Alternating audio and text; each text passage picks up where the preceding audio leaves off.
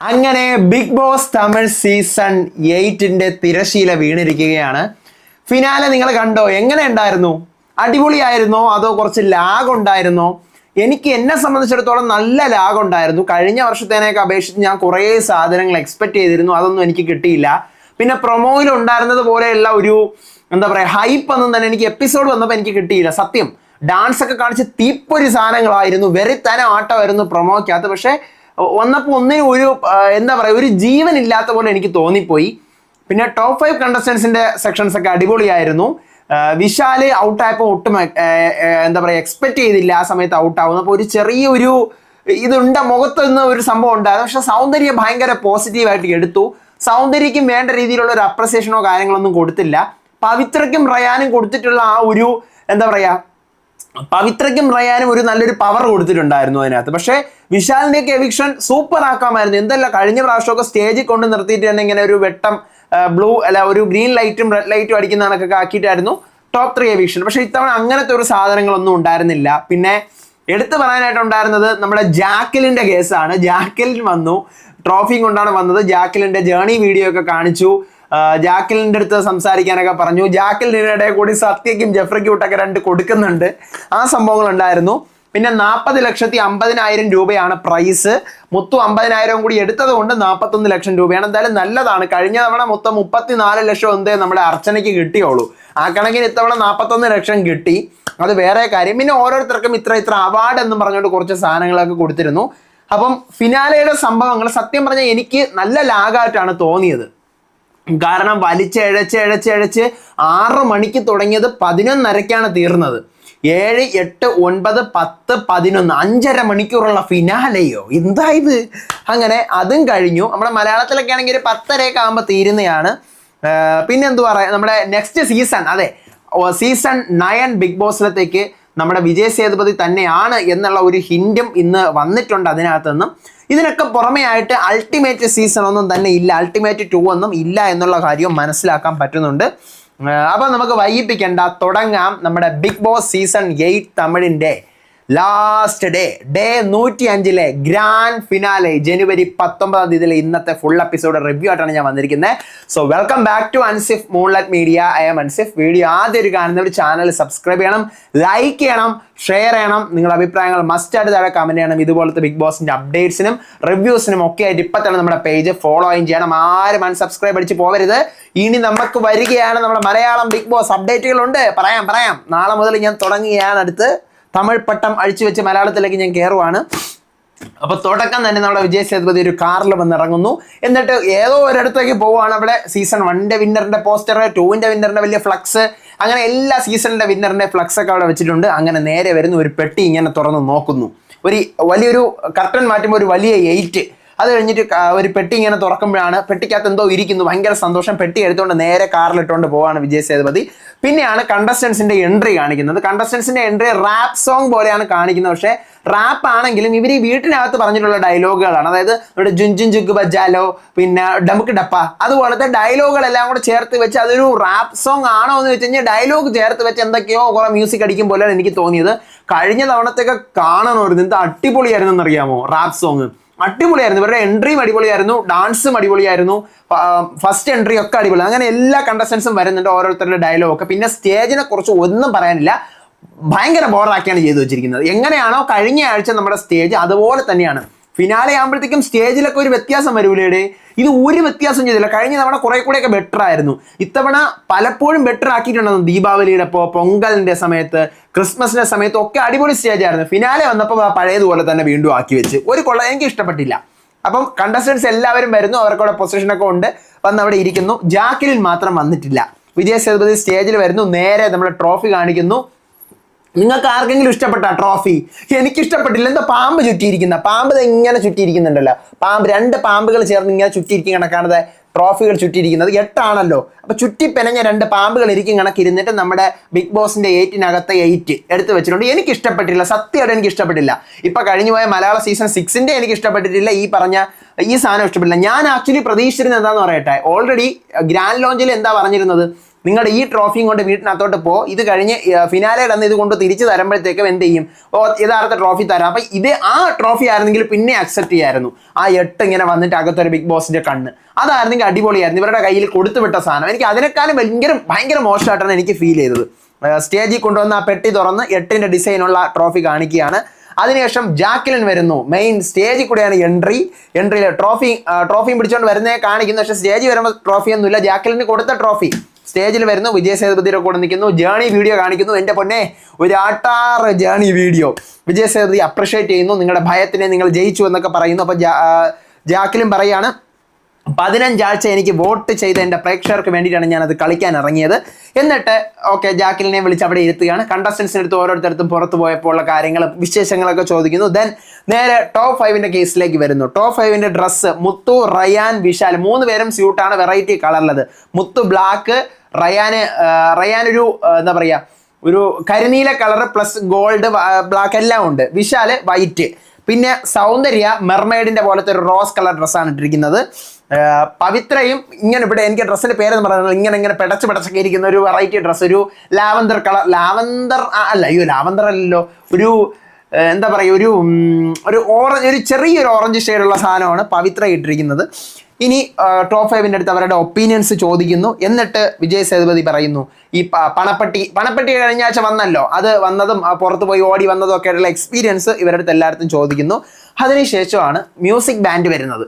Music band ഇന്നലെ രാത്രി വന്നത്, ഇതൊക്കെ കാണിക്കുന്നത് എപ്പോഴും മെനിങ്ങാന്ന് രാത്രി നടന്ന സംഭവമാണ്. ലൈവ് തീർന്നല്ലോ, ലൈവ് എൻഡ് ആയിട്ട് അതിനുശേഷം നടന്ന സാധനങ്ങളാണ്. അതായത് ലൈവ് എൻഡ് ആയത് നമ്മൾ കണ്ടത് ഇന്നലെയാണ് ലൈവ് തീർന്നതൊക്കെ, പക്ഷെ മെനിങ്ങാന്നാണ് ആക്ച്വലി ലൈവ് തീർന്നത്.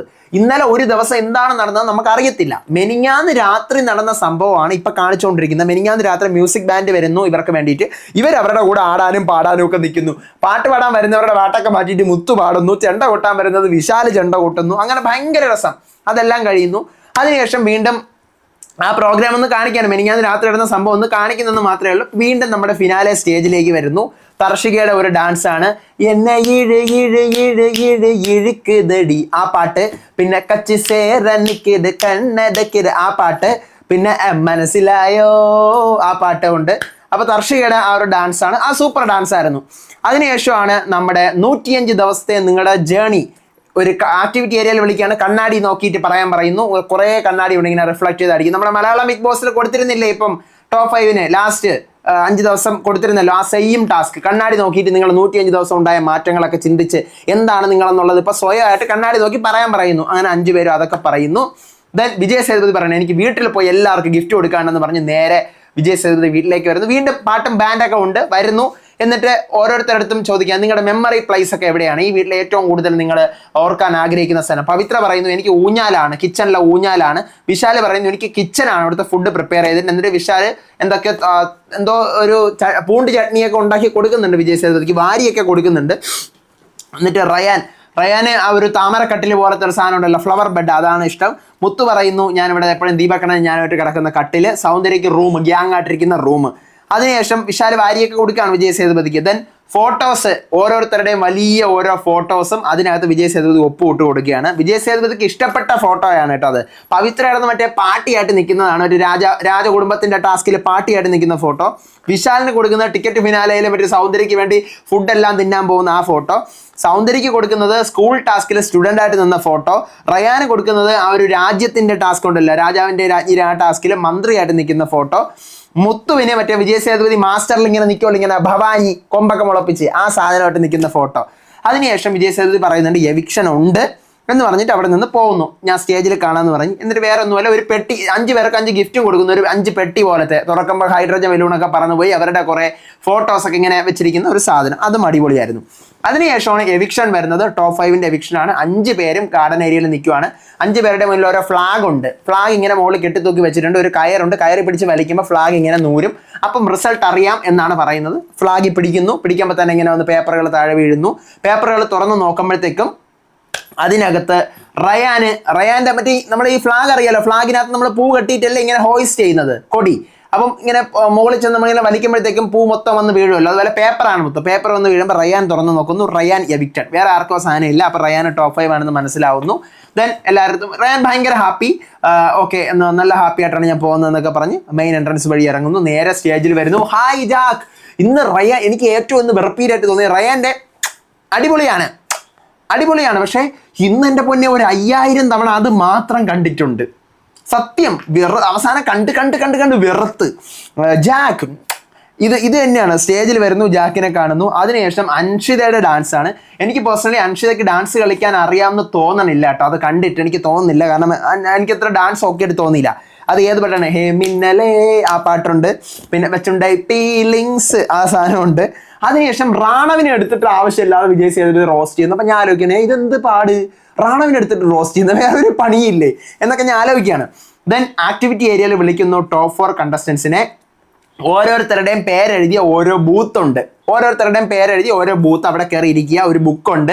ആ ബുക്കിൻ്റെ ഓരോ പേജ് ബിഗ് ബോസ് പറയുന്നതിനനുസരിച്ച് വായിക്കുക. എല്ലാ ബുക്കിലും ഒരേ ടോപ്പിക് തന്നെയാണുള്ളത്. അപ്പോൾ ഈ ഒരു കഥയാണ് അതിനകത്ത് എഴുതിയിരിക്കുന്നത്. അപ്പോൾ കഥ വായിച്ചു തുടങ്ങും. അപ്പോൾ ഞാൻ ആലോചിക്കുന്നത് ഇത് എന്തോന്നിത് തീരുന്നില്ല, എന്ത് എസ് ഒരു കെട്ട് പേപ്പർ കണക്കാണ് അതിനകത്ത് ഇരിക്കുന്നത്.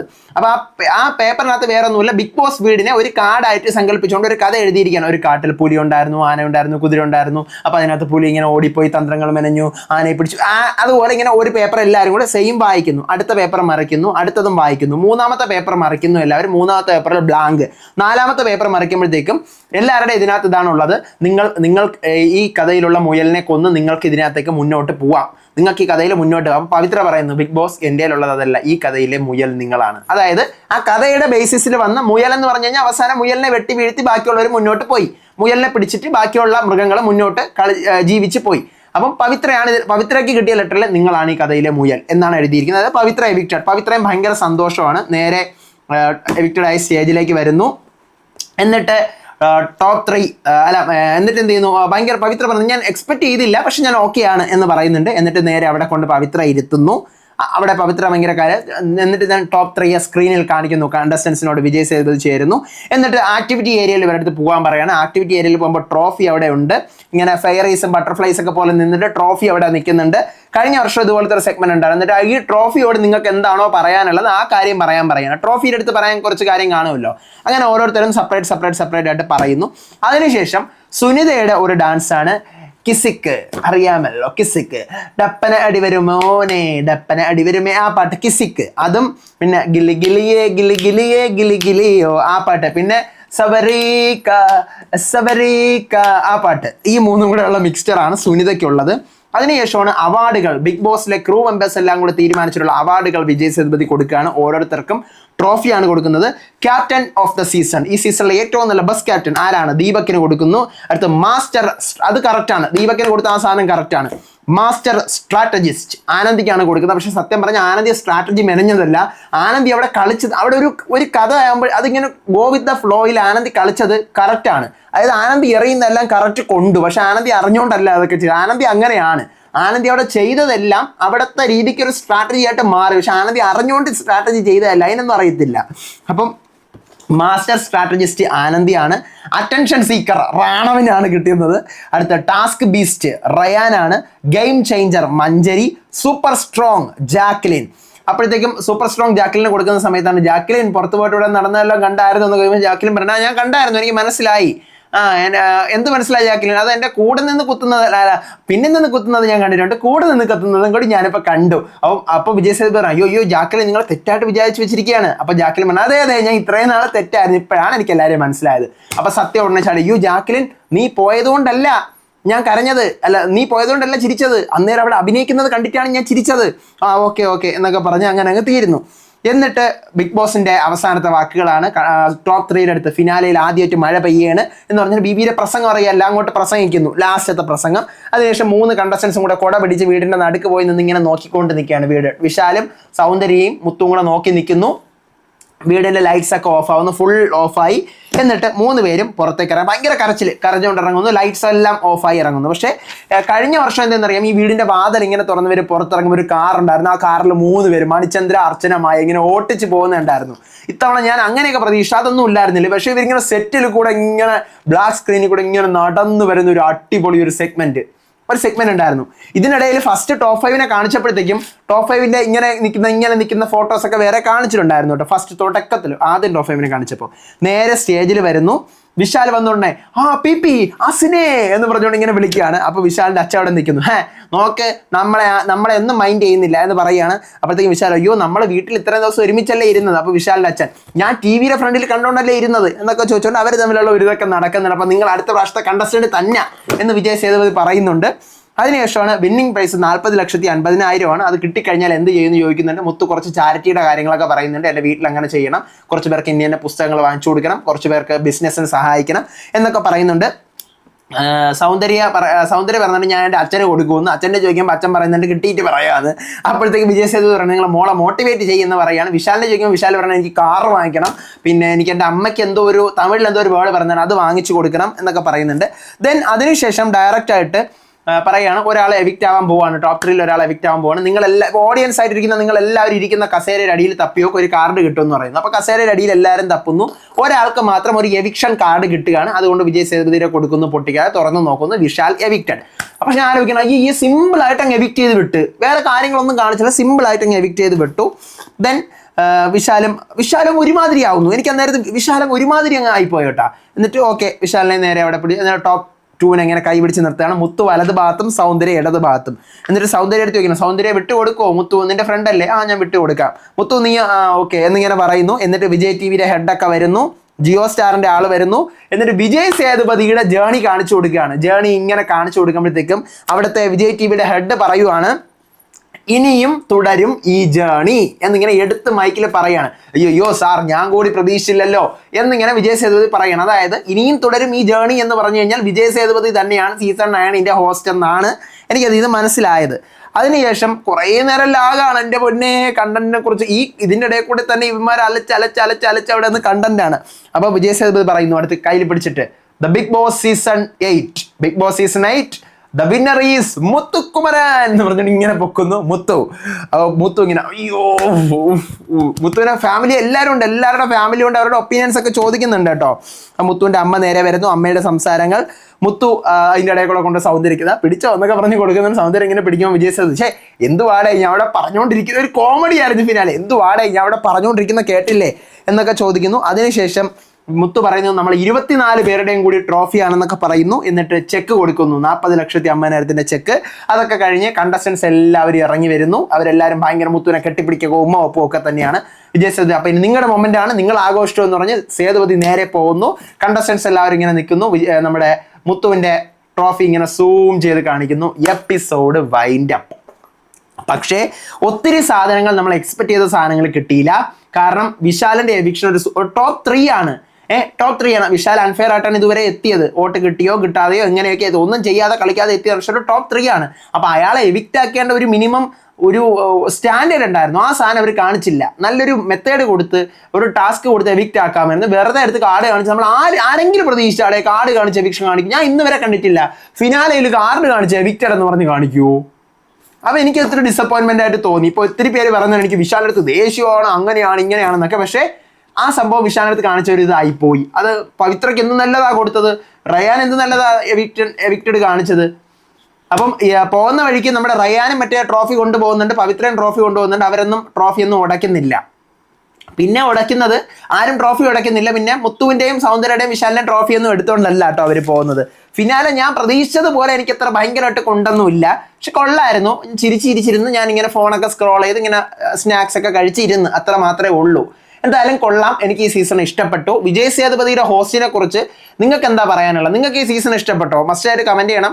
മലയാള സീസണായിട്ട് കമ്പയർ ചെയ്യുമ്പോൾ എങ്ങനെ ഉണ്ടായിരുന്നു, തമിഴ് എങ്ങനെയുണ്ട്, ഹിന്ദിയായിട്ട് കമ്പയർ ചെയ്യുമ്പോൾ എങ്ങനെയുണ്ടെന്നൊക്കെയുള്ള കാര്യം കമന്റ് ചെയ്യണം. എൻ്റെ റിവ്യൂ എങ്ങനെ ഉണ്ടായിരുന്നു നിങ്ങൾ മസ്റ്റായിട്ട് കമന്റ് ചെയ്യണം. എനിക്ക് ഒത്തിരി പഠിക്കാൻ പറ്റിയ ഒരു സീസണാണിത്. കുറെ കൂടി ഞാൻ തമിഴ് പഠിച്ചു, എഴുതാൻ പഠിച്ചു, വായിക്കാൻ പഠിച്ചു, പറയാൻ പഠിച്ചു, ഇതെല്ലാം കേട്ട് പഠിച്ചു. കുറെ കൂടി എക്സ്പീരിയൻസ് ആയി. പലരുടെയും ഗെയിം ഇങ്ങനെയും കളിക്കാം എന്നൊക്കെയുള്ള കുറെ ഐഡിയാസ് ഒക്കെ കിട്ടി. വളരെ നല്ലൊരു സൂപ്പർ എക്സ്പീരിയൻസ് ആയിരുന്നു എനിക്കും. കാരണം ഈ സീസണിന്റെ റിവ്യൂ കണ്ടിന്യൂ ചെയ്ത് ഇതുവരെ കൊണ്ടെത്തുമെന്ന് എനിക്ക് ഒരു പ്രതീക്ഷ ഉണ്ടായതിലാണ്. എനിക്ക് ഒത്തിരി തിരക്കായിരുന്നു എൻ്റെ ലൈഫിൽ. ഇനി വേണം, കാരണം എല്ലാ ദിവസവും നിങ്ങളൊന്ന് ആലോചിച്ചു, എനിക്ക് രാത്രി ഒരു 9 മണി മുതൽ 12 മണി വരെ എല്ലാ ദിവസവും ഫിക്സ്ഡ് ആണ് ആ ടൈം. ഈ 100 ദിവസം കൊണ്ട് എനിക്ക് വേറെ ഒന്നും ചെയ്യാൻ പറ്റത്തില്ല. അപ്പോൾ ഇന്ന് ആ റിവ്യൂവർ എന്ന് പറയുന്ന പട്ടം ഞാൻ ദാ ഇവിടെ അഴിച്ചു വെക്കുകയാണ്. ഒത്തിരി സന്തോഷം. എനിക്ക് ഒത്തിരി വ്യൂ ഒന്നുമില്ല, പക്ഷെ എന്നിരുന്നാലും എനിക്ക് ഒട്ടും വ്യൂ ഇല്ലെങ്കിൽ കൂടിയും നിങ്ങൾ കുറച്ച് പേര് കാണട്ടെ, കുറച്ച് പേർക്കും കൂടി മറ്റൊരു ഭാഷയിലെ ബിഗ് ബോസ് മനസ്സിലാവട്ടെ എന്ന് പറഞ്ഞുകൊണ്ടാണ് ഞാൻ വീഡിയോ ഇട്ടത്. അതിനൊക്കെ നിങ്ങൾ തന്നിട്ടുള്ള സപ്പോർട്ടിന് ഒത്തിരി നന്ദിയുണ്ട്. Thank you once again. അതിൻ്റെ എന്താ പറയുക, അപ്പോൾ ഇനി നമുക്ക് തമിഴ് സീസണിൻ്റെ റിവ്യൂ ആയിട്ട് നെക്സ്റ്റ് തമിഴ് സീസണിൽ കാണാം. ഉറപ്പായിട്ട് എൻ്റെ റിവ്യൂ ഉണ്ടാവും, തമിഴ് സീസണിൻ്റെ റിവ്യൂ. കാരണം ഞാനിപ്പോൾ തമിഴ് കറക്റ്റായിട്ട് 2 വർഷമായിട്ട് ഫോളോ അപ്പ് ചെയ്യണം. എനിക്ക് ഭയങ്കര ഇഷ്ടപ്പെട്ടു. പിന്നെ വിജയ് സേതുപതിയുടെ ഹോസ്റ്റിംഗ് ആണ്, പറഞ്ഞു വന്ന വിഷയം മാറിപ്പോയി. വിജയ് സേതുപതിയുടെ ഹോസ്റ്റിംഗ് എനിക്ക് പേഴ്സണലി ഇഷ്ടപ്പെട്ടു. കമൽ സാറിനെ വെച്ച് കമ്പയർ ചെയ്യുമ്പോൾ അത് ഒരിക്കലും കമ്പയർ ചെയ്യാൻ പറ്റത്തില്ല. കമൽ സാർ വേറൊരു വേ ആണ്. അപ്പം ടപ്പേ എന്ന് പറഞ്ഞ് എനിക്ക് മറുപടി കൊടുക്കും. ഓരോ കഥകളൊക്കെ പറഞ്ഞ് ആ കഥയ്ക്കകത്തുനിന്ന് ഉദാഹരണങ്ങളൊക്കെ എടുത്ത് പറഞ്ഞു കൊടുക്കും. അങ്ങനെയാണ്. പക്ഷെ വിജയ് സേതുപതി മക്കൾ സെൽവനാണ്. എനിക്ക് തോന്നിയിട്ടുള്ള ഒരു സാധനം മക്കൾ സെൽവനാണ്. അപ്പോൾ പ്രേക്ഷകരുടെ പ്രതിനിധിയായിട്ട് വന്ന ഒത്തിരി കാര്യങ്ങൾ, നമ്മൾ സോഷ്യൽ മീഡിയയിൽ കാണുന്ന ഒത്തിരി കാര്യങ്ങൾ സ്വന്തം അഭിപ്രായം വിജയ് സേതുപതി പറയുന്നുണ്ട്. പക്ഷെ ചില സമയത്ത് അത് കൂടിപ്പോകുന്നുണ്ട്. നമ്മളൊന്നും പ്രതീക്ഷിക്കത്തില്ല, ഇത്രയൊന്നും വേണ്ടായിരുന്നു, ഇത്രയും പറയണ്ടായിരുന്നു എന്ന് നമ്മൾ ചിന്തിച്ചു പോകും. ആ ഒരു ലെവലിലേക്ക് പറയുന്നുണ്ട്. Rather than this Vijay Sethupathi super and he's I think തന്നെ ആയിരിക്കാം സീസൺ 9. കാരണം ഇന്ന് അങ്ങനെയാണ് സ്റ്റേജിൽ പറഞ്ഞത്. അപ്പം നമുക്ക് നോക്കാം. ഇനി അടുത്ത മലയാളം സീസണിൻ്റെ അപ്ഡേറ്റ് ഒക്കെ ആയിട്ടായിരിക്കും ഞാൻ വരുന്നത്. അറിയാമല്ലോ, മലയാളം സീസൺ ഉടനെ ഒന്നും ഉണ്ടാവത്തില്ല. എന്നാലും എന്തെങ്കിലും അപ്ഡേറ്റുകളൊക്കെ അറിയുവാണെങ്കിൽ ഞാൻ വരും. മാത്രമല്ല എൻ്റെ വ്ളോഗുകളാണ് ഇനി ഞാൻ ഇടാൻ പോകുന്നത് കുറച്ച് നാളത്തേക്ക്. ആ വ്ളോഗുകളൊക്കെ നിങ്ങൾ കണ്ട് സപ്പോർട്ട് ചെയ്യണം. അതോടൊപ്പം തന്നെ റിയാക്ഷൻ വീഡിയോസ് ചെയ്യാനുണ്ട്. റിയാക്ഷൻ വീഡിയോസ് എനിക്ക് എൻ്റേതായിട്ടുള്ള ഒപ്പീനിയൻസ് പറയാനുണ്ട് കുറേ ടോപ്പിക്സിനെ കുറിച്ച്. അതിനൊക്കെ ഞാൻ പറഞ്ഞു, നിങ്ങളുടെയൊക്കെ സപ്പോർട്ട് ഉണ്ടാവണം. And I will always here for all of you and I need all of your support. Thank you so much once again. Thank you so much. അപ്പം നമ്മുടെ ബിഗ് ബോസ് സീസൺ 8 തമിഴിൻ്റെ ഗ്രാൻഡ് ഫിനാലെ കഴിഞ്ഞ് തിരശ്ശീല വീണിരിക്കുകയാണ്. ഞാനും പോവുകയാണ്. Bye and take care.